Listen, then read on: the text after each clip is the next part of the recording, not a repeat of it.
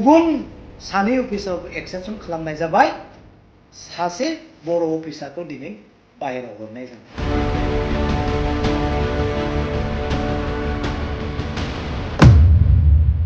थारैनो बिटिसिनि सीएम प्रमद बर'आ बिटिसिखौ सामलायनायाव फेलें जादों नामा?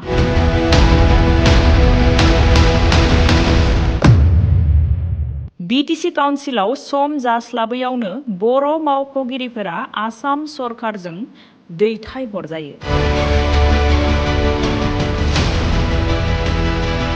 एसीएस अफिसार धीरज साउदसा आरो धीतकानन्द हाजरिका मोनखौ सम बारलांब्लाबो बिटिसिआव दोननो हायोब्ला एसीएस अफिसार सुजित बाग्लारिखौ 3 बोसोर सम जास्लाबैयावनो मानो ट्रेन्सफार खालामखो?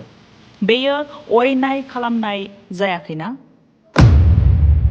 2 बोसोरावनो सुजित बाग्लारि सार बिथांखौ आसाम सरकारा बे बिटिसि सेक्रेटारि अफिसनिफ्राय लानानै थाङो।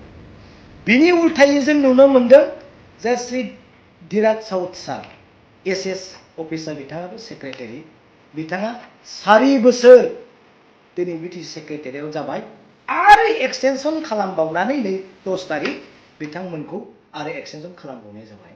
गावनि बिदा असे गावनि ट्राइबेल बर' अफिसारखौ दिनै एक्सटेनसन खालामनानै बे लेन्ड एन्ड रेभिनिउ डिपार्टमेन्टखौ नायनो हानाय बिबानखौ मानो होनो हायाखिसै?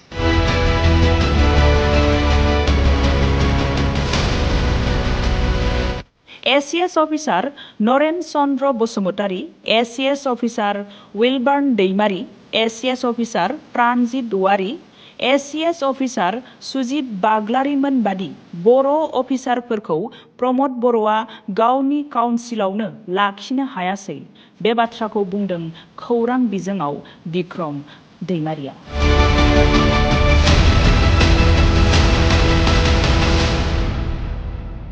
गिबियावनो आं नोंथांमोनखौ हामबाय होनदों आरो नोंथांमोननि चेनेलनि गेजेरजों आं रायजोनो मोनसे गोनां खोथा फोरमायनो नागिरदों आरो बे गोनां खोथा फोरमायनायनि गुदियाव बेनो आसाम सरकारा जोंनि बे बिटिसि काउन्सिलखौ दासिम आरो बर' अफिसारखौ माबायदि अयनाय खालामो बिनि गोथां फोरमान रोखाखौ आं नोंथांमोननो होनो नागिरदों।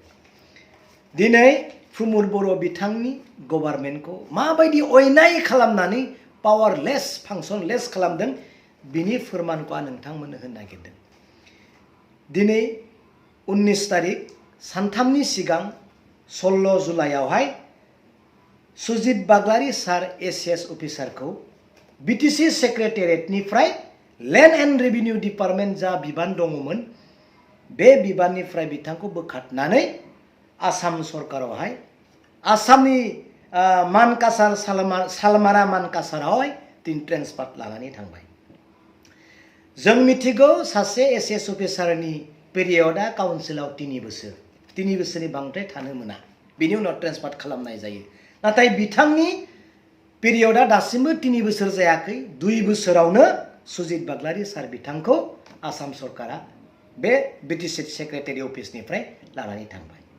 बिनि उल्थायै जों नुनो मोनदों जे श्री धीरज साउदसा एसएस अफिसार बिथाङाबो सेक्रेटारि, बिथाङा 4 बोसोर दिनै बिटिसि सेक्रेटारियाव जाबाय आरो एक्सटेनसन खालामबावनानै नै 10 तारिख बिथांमोनखौ आरो एक्सटेनसन खालामबावनाय जाबाय।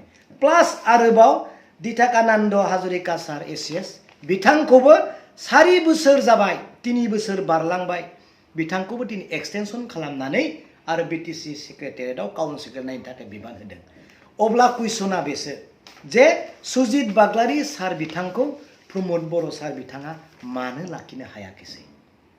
गावनि बिदा असे गावनि ट्राइबेल बर' अफिसारखौ दिनै एक्सटेनसन खालामनानै बे लेन्ड एन्ड रेभिनिउ डिपार्टमेन्टखौ नायनो हानाय बिबानखौ मानो होनो हायाखिसै? जों मिथिगौ नोंथांनि पावारखौ सोरबाया सालायगासिनो दङ, नोंथांखौ सोरबाया बाहायगासिनो दङ। दिनै नोंथाङा दि पावारलेस फांसनलेस जों बेखौ बयबो मिथिगौ। इएम जिएम एमएलए एमएलए एमपिस बयबो दिनै इन्टेलेक्सुयेलफोरा मिथिगौ। अब्लाबो खुलुमनायजों सोरखौबा आथिं हमनायजों दिनै बिसोरबायदि मानसिखौ दिनै लाखिनो हायाब्ला दिनै बिटिसि काउन्सिला जोंहा मा जागोन?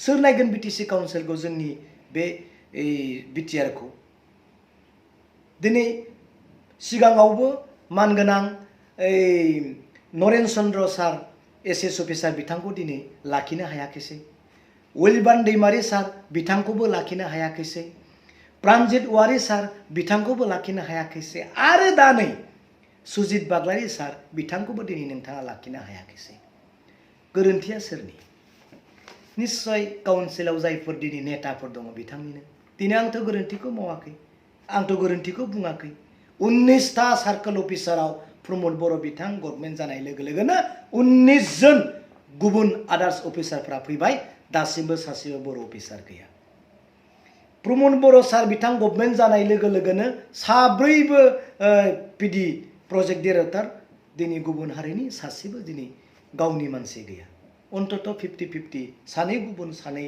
गावनि मानसि लाखिनाय बिनिबो दिनै खबर गैया गासैबो एडमिनिस्ट्रेटिभ सिस्टेमावनो गुबुनानो दिनै 90%। दिनै लेन्ड एन्ड रेभिनिउ डिपार्टमेन्टआव बिराद सिरियास दिनै सिनियरा बिसोर दङमोन बिसोर रोङोमोन दिनै धरनीधर सारमोन बिथांमोना दिनै हानि सोमोन्दै मिथियोमोन क्लास लानाय बिथांमोना दिनै माबा मोननाय ट्रेनिं मोननाय दिनै गुबुना मा नायगोन दिनै खावलायदों दिनै गुबुन सानै अफिसारखौ एक्सटेनसन खालामनाय जाबाय सासे बर' अफिसारखौ दिनै बाहेराव हरनाय जाबाय बे मोनसे न्याय जादों नामा बेथ' अयनाय जादों बर' अफिसारखौ दिनै मानो लाखिनो हायाखै गुबुन अफिसारखौ दिनै लाखिनो हादों बे प्रमद बर' बिथांनि दुर्बलता खावलायदों खुलुमनानैब्लाबो आथिं हमनानैब्लाबो सुजित बाग्लारी सारमोन बिथांखौ दिनै लाबोफिननो थाखाय खावलायदों आरो बर' ट्राइबेल अफिसारखौ लाबोनो थाखाय जोङो खावलायगोन जेन जोंनि बिटिसि सेक्रेटारियेटआ मोजाङै खुंजाथों सालायजाथों दिनै जों बेखौ खावलायदों गोरोन्थिफोर जाबायब्ला अननानै जेन निमाहा खालामो थेंक इउ